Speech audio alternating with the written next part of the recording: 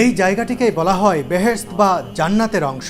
ভাবছেন দুনিয়ার জমিনে জান্নাত, এটা কিভাবে সম্ভব? মদিনার মসজিদে নববীতে মহানবী হযরত মুহাম্মদ সাল্লাল্লাহু আলাইহি ওয়াসাল্লামের রওজা মোবারক ও খুতবা প্রদানের মিম্বারের মধ্যবর্তী এই জায়গাটি রিয়াদুল জান্নাত বা জান্নাতের অংশ। জীবদ্দশায় এমন একটি জায়গা দেখতে পাওয়া প্রত্যেক মুসলিমের জন্যই সৌভাগ্যের ব্যাপার। এখানে নামাজ আদায়ের ফজিলতও অনেক। বন্ধুরা, সৌদি প্রবাসী কন্টেন্ট ক্রিয়েটর ও সাংবাদিক মামুন ভাইয়ের সাথে আমি কিভাবে এই পবিত্র জায়গাটি ঘুরে দেখলাম তাই তুলে ধরব এই ভিডিওতে।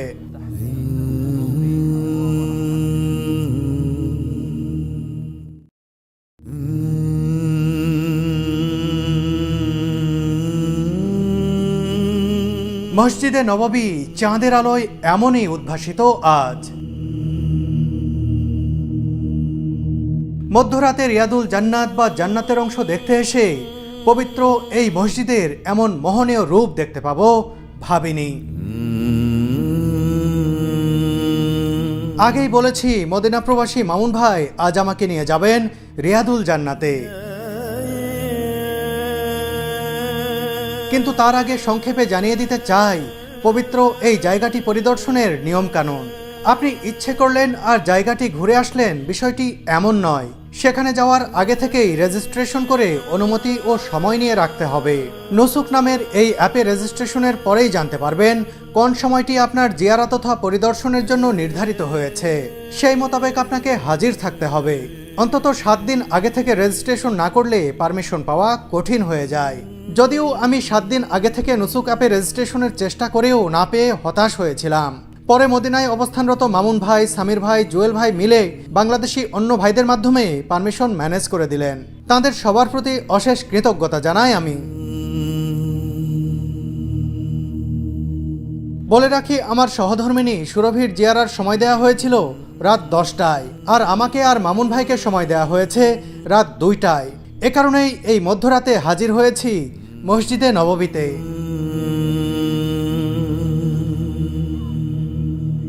মসজিদে নববী থেকে আজ এমন একটি সুগন্ধির কথা বলছি যা আপনাকে পবিত্র কাবা শরীফের কথা মনে করিয়ে দিতে পারে। কাবা শরীফে প্রবেশ করার সাথে সাথে যে মনোমুগ্ধকর সৌরভ পাওয়া যায় তা থেকে অনুপ্রাণিত হয়েই তৈরি করা হয়েছে কিসওয়াতুল কাবা নামের এই সুগন্ধি। কাবা শরীফে ব্যবহৃত সেই সুগন্ধির সাথে তুরস্কে তৈরি এই সুগন্ধির মিল পাবেন শতভাগ। এটি সম্পূর্ণ হালাল ও অ্যালকোহল মুক্ত। অরিজিনাল কিসওয়াতুল কাবা কিনতে যোগাযোগ করুন ওয়াজির সাথে। এটি আপনার ঘর, অফিস রুম কিংবা মসজিদে এনে দিতে পারে দীর্ঘস্থায়ী মোহনীয় পরিবেশ। আজ মদিনায় অনেক শীত, ঠান্ডা লেগে আমার গলার স্বরও বসে গেছে। তাতে কি রিয়াদুল জান্নাত দেখতে পাবো, এটা ভাবতেই ভালো লাগছে। আমার পিছনে রয়েছে রওজা মোবারক, দুনিয়ার শ্রেষ্ঠ মানব যেখানে শাহিত রয়েছেন। আমরা সেই জায়গায় আজকে 2 রাকাত সালাত আদায় করব, যেটাকে দুনিয়ার জান্নাত বলা হয়, রিয়াজুল জান্নাহ বা জান্নাতের টুকরো। আমরা সেই জায়গায় সালাত আদায় করব, সাথে সাথে আমরা রওজা শরীফ সালাম দেব। আমাদের রওজা শরীফ সালাম দিতে কোনো ধরনের পারমিট লাগবে না। সেটা হলো 1 নম্বর গেট দিয়ে, আমাদের এইখানেই এই পাশে গেটটা রয়েছে, এখান দিয়ে প্রবেশ করব এবং এই 1 নম্বর গেট দিয়ে সোজা সালাম দিয়ে আমরা 41 নম্বর গেট দিয়ে বের হয়ে যাব। সালামের শুরুতে আমরা প্রবেশে মসজিদে উদখুলের যে দোয়াটি রয়েছে এই দোয়াটি পড়ব। এরপরে দুরুদ পড়তে পড়তে আমরা রওজা শরীফের কাছাকাছি যাব। মামুন ভাইয়ের সাথে নবীজি সাল্লাল্লাহু আলাইহি ওয়াসাল্লামের রওজা মোবারক জিয়ারতের জন্য এগিয়ে যাচ্ছি। রওজা মোবারকে সালাম দিয়ে বেরিয়ে আসার পরই রিয়াদুল জান্নাতে প্রবেশের লাইনে দাঁড়াতে হবে।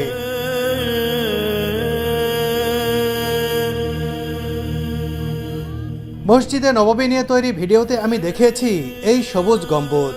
এই গম্বুজের ঠিক নিচেই মহানবী সাল্লাল্লাহু আলাইহি ওয়াসাল্লামের রওজা মোবারক। এর আগে এভাবে দূরে দাঁড়িয়ে দেখেছি, আজ যাব একেবারে কাছে।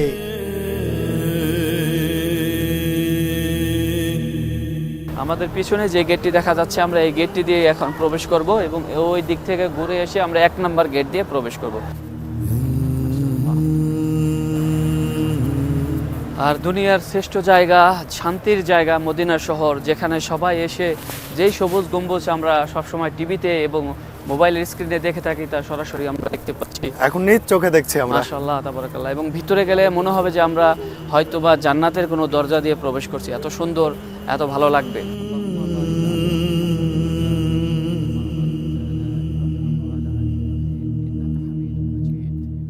এই হলো 1 নম্বর গেট, যেটা দিয়ে সালাম পেশ করার জন্য প্রবেশ করা হয়, বা বাবা সালাম বলা হয় আরবিতে, সালাম গেট। এখান দিয়েই সালাম দেওয়ার জন্য সবাই প্রবেশ করে এবং এটাই মসজিদের প্রথম গেট, 1 নম্বর গেট।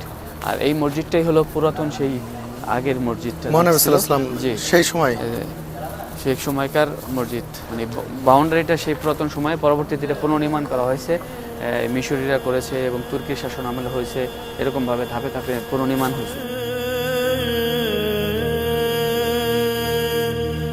এটি শুধু পুরনো মসজিদ কিংবা রওজা মোবারকের দরজা নয়, একেবারেই জান্নাতের দরজা। এই দরজা অতিক্রম করতেই মনটা অন্যরকম এক শীতলতায় আচ্ছন্ন হলো। এটাকে বলা হয় জিদারে কেবলা বা কেবলা দেওয়াল। এটার যে কারুকাজ, এটা করোনার পরে সুন্দর করে সব হাতে লেখা হয়েছে। এই কারুকাজগুলো সম্পূর্ণ হাতে লেখা এবং এটার নাম হলো জিদারে কিবলা বা কিবলা দেওয়াল। এই দিকে কিবলা, এই জন্য এটা কিবলা দেওয়াল বলা হয়। এবং আমরা যাচ্ছি সামনের দিকে রিয়াজুল জান্নাহ, যে দুনিয়ার যে জান্নাতের টুকরো, যে জায়গাটুকু বলা হয় সেই জায়গার সামনে, এবং যেখান থেকে রাসূল সাল্লাল্লাহু আলাইহি ওয়াসাল্লাম খুতবা দিতেন, যেখান থেকে কিয়ামতের দিন হাউজে কাউসারের পানি বের হবে, সেই জায়গাটি মিম্বারে রাসূল সাল্লাল্লাহু আলাইহি ওয়াসাল্লাম। সামনে যে মিম্বারটি দেখা যাচ্ছে, এই ছোট্ট মিম্বারটি, এখানে দাঁড়িয়ে একটু সুন্দর করে ভিডিও নেন। এটাই হলো মিম্বারে রাসূল সাল্লাল্লাহু আলাইহি ওয়াসাল্লাম এখানে দাঁড়ায় খুতবা দিতেন এবং বর্তমানেও শেখ এখানে দাঁড়ায় খুতবা দেয়। এখান থেকেই হাউজের কাউসারের পানি বের হবে কিয়ামতের সময়। এটাই কি রিয়াজুল জান্নাহ? এইটাই রিয়াজুল জান্নাহর অংশ, এখান থেকেই শুরু।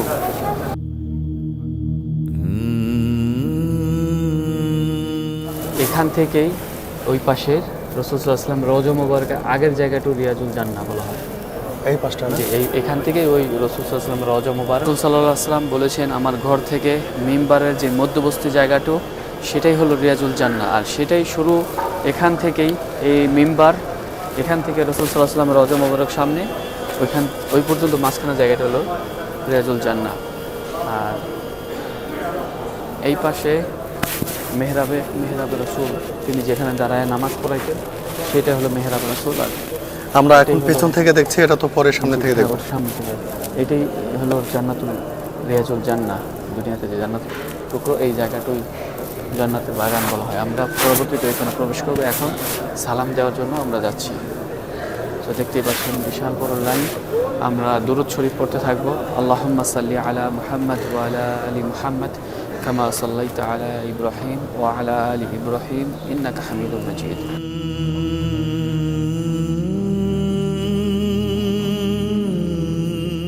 আলা আলি ইব্রাহিম ইন্নাকা হামিদুম মাজিদ। আমরা এইভাবে দুরূদ পড়তে পড়তেই সামনে যাব এবং সামনেই দেখা যাচ্ছে দুনিয়ার শ্রেষ্ঠ মানব, পৃথিবীর শ্রেষ্ঠ মানব, প্যারা নবী মুহাম্মদুর রাসূলুল্লাহ সাল্লাল্লাহু আলাইহি ওয়াসাল্লামের রওজা মুবারক। এই দেয়াল থেকে এই পাশে যে জায়গাটুকু, এটুকু হলো রিয়াজুল জান্নাহ। আস্তে আস্তে আমরা এগিয়ে যাচ্ছি রাসূলুল্লাহ সাল্লাল্লাহু আলাইহি ওয়াসাল্লামের রওজা মোবারকের দিকে। এখনকার এই অনুভূতি প্রকাশের ভাষা সত্যিই আমার জানা নেই।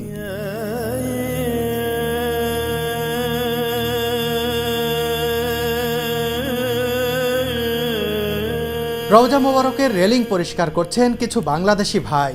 আপাত দৃষ্টিতে এটি চাকরি বা কাজ, কিন্তু ধর্মীয় দিক বিবেচনায় কাজের পাশাপাশি এটি বিরাট সওয়াবের ও সৌভাগ্যের বিষয়।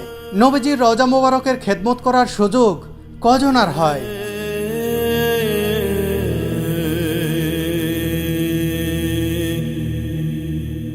প্রথম গ্রিল এটা খালি, আমরা দ্বিতীয় গ্রিলের প্রথম দিকে দাঁড়াবো।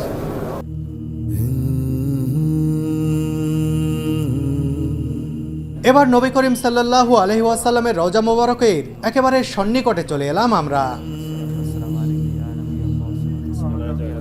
এই ছিদ্রযুক্ত গ্রিলের ঠিক ওপাশেই চিরনিদ্রায় শায়িত রয়েছেন দিনের নবী হযরত মুহাম্মদ সাল্লাল্লাহু আলাইহি ওয়াসাল্লাম। নিজ চোখে নবীজির রওজা মোবারক দেখে ও সালাম পেশ করে অন্যরকম এক শান্তি পেলাম। মহানবী সাল্লাল্লাহু আলাইহি ওয়াসাল্লামের ঠিক পাশেই রয়েছে হযরত আবু বকর রাদিয়াল্লাহু তাআলা আনহুর কবর। তারপরেই শায়িত রয়েছেন হযরত ওমর ফারুক রাদিয়াল্লাহু তাআলা আনহু। এটা রাসূল সাল্লাল্লাহু আলাইহি ওয়াসাল্লামের এক স্ত্রীর ঘর ছিল। তিনি বলছিলেন যে আমি এখান থেকে সবসময় তার কবর দেখব। জাইনাব নামে এক স্ত্রী ছিল, সে বলছিল যে আমি এখান থেকে সবসময় দেখব, কিন্তু পরবর্তীতে এখানে এই রাস্তা করার জন্য ঘরটা ভাঙার একটা আসে, তখন তিনি এখান থেকে যাইতে চাইছিল না এবং বলা হয়েছিল যে আমাকে যদি এরকম জানালার ব্যবস্থা করে দেওয়া হয় যে আমি ওখান থেকে রাসূল সাল্লাল্লাহু আলাইহি ওয়াসাল্লামের রওজা মুবারক দেখতে পারবো, তাহলে আমি এখানে এই জায়গাটা ছাড়ব আর কি। তার ঘরটা ছিল এখানে। আচ্ছা, তখন তার ভাইয়ের ঘর পাশে ছিল, তখন এই জানলাটা খুলে দেওয়া হয় সারা জীবনের জন্য।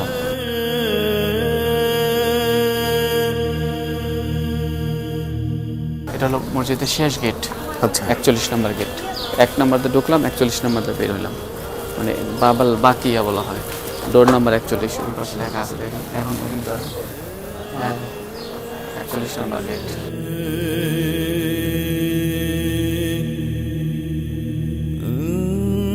রওজা মুবারক থেকে বেরিয়ে এসেই দেখলাম অনেক মানুষ একসাথে রিয়াদুল জান্নাতে প্রবেশ করছেন। কয়েকটি ধাপ পেরিয়েই এভাবে প্রবেশের সুযোগ মেলে। আমরাও এখন ধাপগুলো অনুসরণ করব।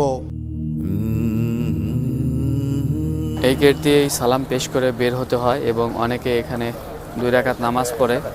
আসলে এখানে নামাজ পড়তে দেওয়া হয় না, জ্যাম হয়ে যায়, এই জন্য এখানে পড়তে দেয় না। অনেকে কিন্তু পড়তেছে। আমরা এখন যে জায়গাটিতে দাঁড়িয়ে রয়েছি, এইখান থেকেই গ্রুপের মাধ্যমে বা সিঙ্গেলভাবে যারা রওদায় রিয়াজুল জান্নায় নামাজ পড়তে যাবেন তাদেরকে এখান থেকে চেক করে করে প্রবেশ করাচ্ছে। এবং এরপরে আরেকটি জায়গা রয়েছে, সেখানে চেক করার পরেই ওয়েটিং রুম রয়েছে, ওয়েটিং একটা জায়গা রয়েছে, সেখানে সবাইকে একত্র করে তারপরে 30 মিনিট করে এক একজন সময় পায়। একসাথে প্রায় 300 থেকে 400 লোক প্রবেশ করে রিয়াজুল জান্নায়। সেখানে নামাজ পড়া শেষ হওয়ার পরে তাদেরকে বের করে দিয়ে পরবর্তী যারা ওয়েটিংয়ে থাকে তাদেরকে প্রবেশ করায়। এইভাবেই সিস্টেম মতো এই হাজিগুলো গ্রুপিং যারা আসে তাদের গ্রুপ লিডার প্রত্যেকের জনের পারমিট নিয়ে এখানে চেক করায়, এরপরে একসাথে সবাইকে প্রবেশ করায়। এবং যারা সিঙ্গেল আসে তাদেরকে পারমিট আলাদাভাবে নিতে হয়।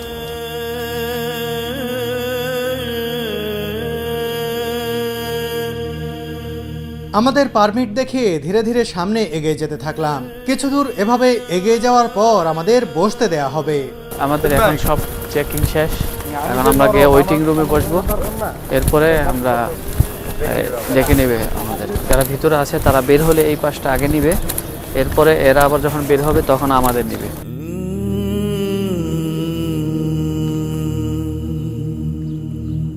অপেক্ষার সময় দর্শনার্থীদের জমজম কূপের পানি পরিবেশন করা হয়।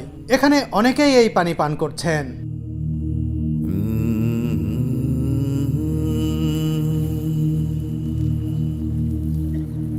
প্রায় আধা ঘন্টা অপেক্ষার পর আমাদের সময় এলো রিয়াদুল জান্নাতের ভেতরে প্রবেশের। অনেক মানুষের সাথে আমরাও সেদিকে এগিয়ে যেতে থাকলাম। 40 নম্বর গেটটিকে বলা হয় বাবে জিব্রিল। এই গেট দিয়েই জিব্রাইল আলাইহিস সালাম নবীজি সাল্লাল্লাহু আলাইহি ওয়াসাল্লামের কাছে আল্লাহর ওহী নিয়ে আসতেন।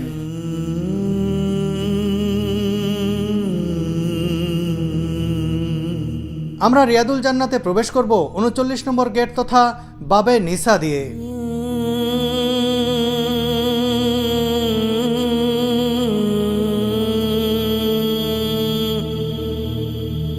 দীর্ঘ প্রক্রিয়া ও প্রতীক্ষার পর অবশেষে আমরা প্রবেশ করলাম রিয়াদুল জান্নাত বা জান্নাতের অংশের ভিতরে। দুনিয়াতে থাকা বেহেশত বা জান্নাতের খণ্ডাংশ বলা হয় এই পবিত্র জায়গাটিকেই। এখানে প্রবেশ করার অনুভূতি বলে বোঝানোর মতো নয়। কিভাবে প্রকাশ করব মনের অভিব্যক্তি তা আসলে আমার অজানা।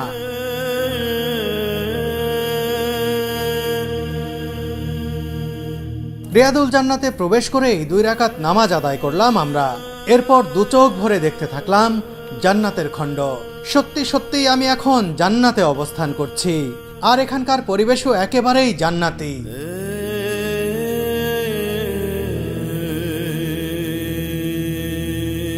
এটি মহানবী সাল্লাল্লাহু আলাইহি ওয়াসাল্লামের রওজা মোবারক। এর সামনে থেকেই সালাম দিয়ে এসেছি কিছুক্ষণ আগে।